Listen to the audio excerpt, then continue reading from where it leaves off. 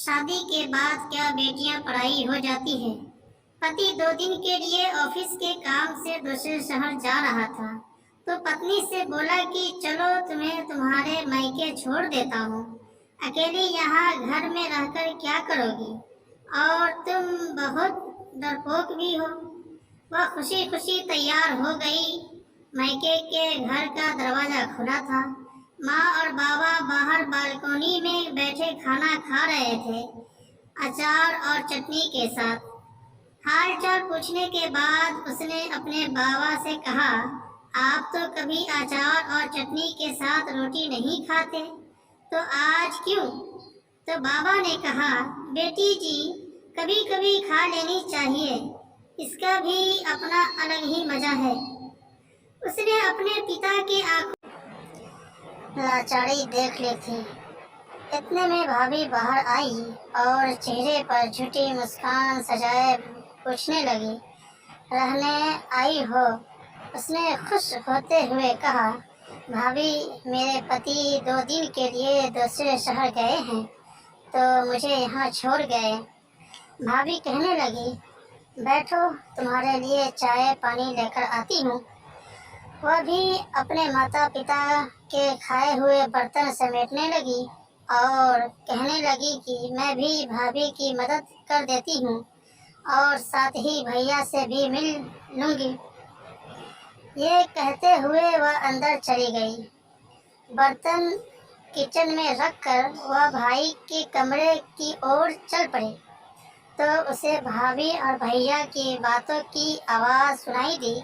भाभी भैया से कह रही थी, तुम्हारी बहन ब्याह कर तो गई है, लेकिन अम्मा बाबा की चौखट न छोड़ी अभी तक। जिसका भी दिल करता है मुंह उठाकर बच्चे समेत चली आती है। तो भैया गुस्से से कहने लगे, तेरा क्या खाती है? यहाँ नहीं आएगी तो और कहाँ जाएगी? तो भाभी ने भी दंदनाते हुए कहा, बस अब मुझसे नहीं होती तुम्हारे खानदान वालों की सेवा। तुम्हारी माँ बाप को संभालती हूँ, उन्हें खाना देती हूँ, यही एहसान समझो। भैया और भाभी की बातें सुनकर वह सन रह गई। उसकी आवाज़ तो उसके मुंह में ही दब के रह गई और वह उल्टे पांव वापस होने लगी। थोड़ी देर बाद फोन पर झूठ मूठ का बात करते हुए बाहर निकली। अच्छा माँ जी, आप लोग आए हैं गांव से? पहले ही बता देते तो मैं मायके नहीं आती। अच्छा, आप परेशान न हो, ऐसा करें, आप तब तक पड़ोसी के घर में बैठे, मैं अभी आती हूँ। माँ बाबा ने देखा तो आश्चर्य होकर पूछने लगे, बेटा क्या हुआ? अभी आई थी और अभी जा रही हो? कहने लगी, नहीं माँ बाबा, मेरी सासू माँ और ससुर जी आए हैं, उन्हें ऐसा कैसे छोड़ दूँ?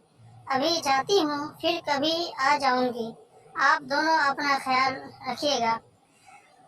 अपने आंसुओं को दबाते हुए वह अपने माता पिता से मिली और बोझ कदमों के साथ खुद को हौसला देते हुए अपने घर को वापस चली गई। उसी रात को खाने में नमक ज्यादा लग रहा था, जबकि वह नमक उसके गले से उतर रहे आंसुओं का था।